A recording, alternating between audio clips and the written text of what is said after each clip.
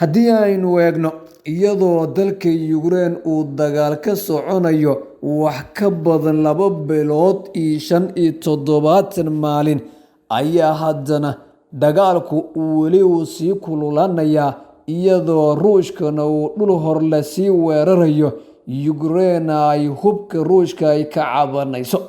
Taageerayaasha dowladda Ruushka iyo dagaalada dhacay saacadihii la soo dhaafay intuba waxay ahaayeen kuwa sii sare kacaya.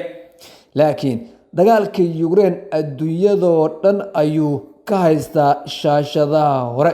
Warbaahinta caalamiga ah ee ka waranta dagaalka Ukraine isla markaana ka faaloota sida ay u noqon karto xaaladda dalkaasi iyo goorta ay macquul tahay in dagaalka dalka Ukraine uu soo gabagaboobaa, ayaa waxay noqotay qodobka ugu muhiimsan ee marka aad ku dhufataaba warbaahinta caalamiga aad ku arkayso bogagooda hore, iyagoo sheegaya sida ay macquul u tahay in Ukraine oo xura oo dhammaystiran mar kale calankeeda laga taago Jimciyadda Quruumaha ka Dhaxaysa, iyo in la arki doono Ukraine oo kala qaybsanta inta ugu badan uu Ruushka gacanta ku hayo, markaas oo Masar Putin uusan marna ka walwali doonin isaga iyo madaxda ka dambeysaba amniga dalkiisa ama dhibaato kaga timaada dhankaas iyo wadanka Ukraine la yiraahdo. Inkastoo marba marka ka dambeyso ay xaaladda iska adkaan karto, haddana goorta rasmiga ah ee uu dagaalka Ukraine dhammaan karo waxaa daha ka qaaday sarkaal sare oo ka tirsan sirdoonka wadanka Ukraine oo la yiraahdo Danov. Waxa uu sheegayaa in xaaladda dalka Ukraine uu ku jiro ay tahay mid murugo badan. Laakiin sarkaalkan ayaa horaantii bishan May waxa uu telefishinka Sky News u sheegay in dagaalka Ukraine uu weji cusub yeelan doono bartamaha bisha Agoosto, uuna dhammaan doono buu yiri ilaa iyo dabayaaqada sanadkan, taas oo horseedi doonta ayuu yiri in uu isbedelo maamulka Ruushka. Hadalkan ayaa si weyn markaa looga faaqiday baraha bulshada, waxaana ka muuqanaya marka aad dhuuxdo micnaha hadalka ilaa iyo 3 qodob. Tan koobaad, waxa uu sheegayaa sarkaalkan sirdoonka Ukraine ka mid ah in dagaalku uu dhammaan doono ku dhowaad bisha Agost dhammaadkeeda, markaasna ay gebi ahaanba Ukraine dhibaatada ka nasan doonto. Waxaa kale oo uu sheegayaa in maamulka Ruushka uu isbedeli doono, taasna waa arrin siyaabo kala duwan loo micineeyay. Dadka qaar ayaa ku fasiray in Putin maadaama uu xanuunsanayo hawshu aanay kow joogin oo ay tahay in uu xilka iska wareejiyo amaba ay suurtagal tahay inuu dhinto, markaas oo ay aaminsan yihiin madaxda dalka Ukraine in mar ay arki doonaan ciidamada dalka Ruushka oo isaga baxay magaalo ay ka mid tahay Mariupol iyo sidoo kaleeto magaalada Kherson lagu daray Kharkiv. Sidaa oo ay tahay, sarkaalkan waxaad moodaa in uu dibadda keenay xogo dhinaca sirdoonka ah oo markaa in muddaha la qarinayay. Haddii Ruushku uu afgembi military ka dhaco oo ay dhacdo in Putin la dilo ama la khaarijiyo, cidda bedeli doontaana ma noqon doonto mid reer galbeedka iyo NATO u sacabisa. Hadda maadaama Ruushka uu diiday wadahadalkii oo dhan, albaab walba la garaacayna uu isa soo xirayo, ayaa Maraykanku dalalka uu hogaaminayo waxa ay doorbideen dilka Masar Putin. Intii doontaba ha ku qaadatee, horey ayuu nagu sheegay madaxweynaha wadanka Maraykanka Joe Biden in nolosha Putin aan micno lahayn. Taasina waxaa si weyn uga carooday dowladda Ruushka, waxaana durbaba ka hadlay afhayeenka madaxweynaha waddanka Ukraine Dmitry Peskov.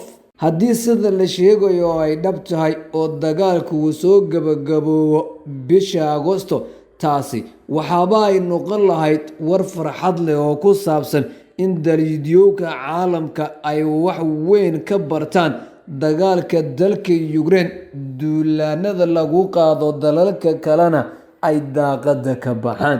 Laakiin taasi waxay ku xirnaan doontaa sida aad Maraykanka iyo xulafadiisa aad ula shaqayso, isla markaana aad u fuliso damaca ay leeyihiin.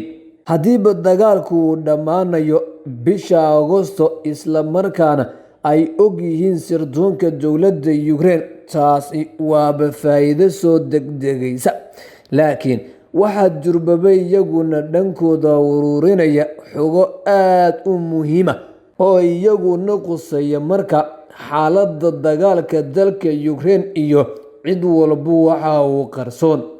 Waxaana muuqanaya in Ruushka durbaba abaabulka dagaalka ka sokow marxalad kale oo culays gudaha uu ku bilaabanayo haddii ay soo baxaan wararka sheegaya in dilka madaxweynaha Ruushka la qorsheynayo, qalliin caafimaadna uu maray.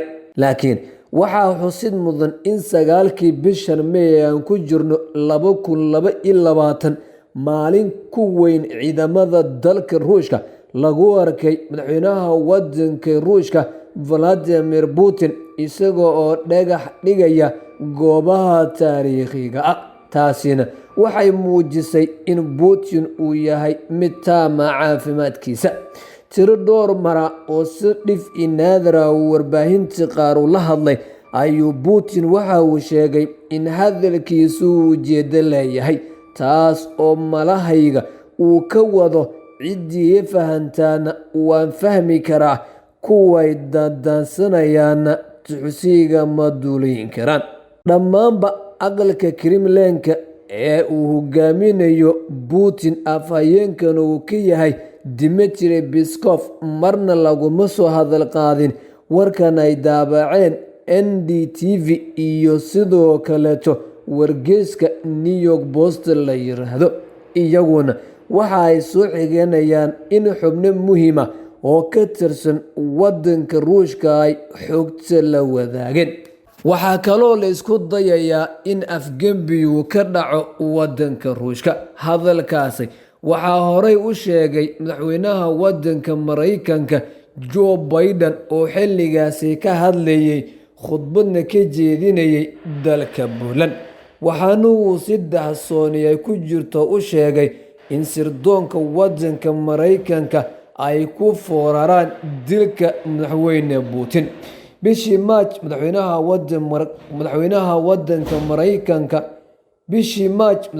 waddanka Maraykanka Joe Biden oo markaa khudbeynayay ayaa waxa uu sheegay in Ruushka aan lagu sii daawan karin waddanka Ukraine, Putin uusan sii ahaan karin madaxweynaha waddanka Ruushka. Arrintaasina waxa ay durbaba beertay culays aad u xoog badan. Biden ayaa jeediyay hadallo badan oo aan loo qorin, culaysna ku sii kordhiyay xiriirka Maraykanka iyo Ruushka oo markii horeba ahaa mid badweyn sabaynaya. Ha yeeshee, oraha uu jeebka kala soo baxay oo uu isagoo aan lala ogeyn markaasi ku darsaday khudbadiisii weyneyd ee uu jeediyey ama uu ka jeediyey Poland